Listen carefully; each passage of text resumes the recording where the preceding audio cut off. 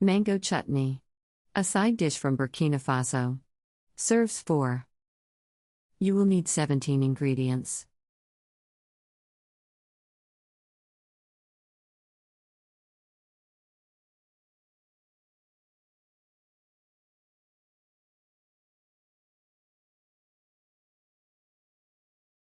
Step 1.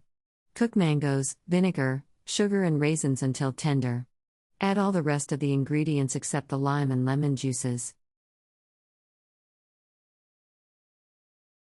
Step 2. Simmer for 1 hour or more until well blended. Add lime and lemon juices.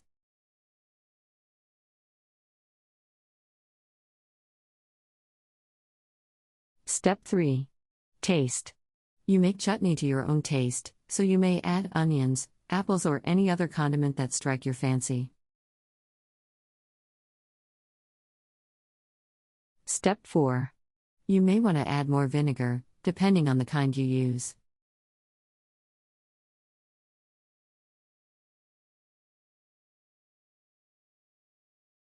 Country Reports, Culture, Countries, Travel.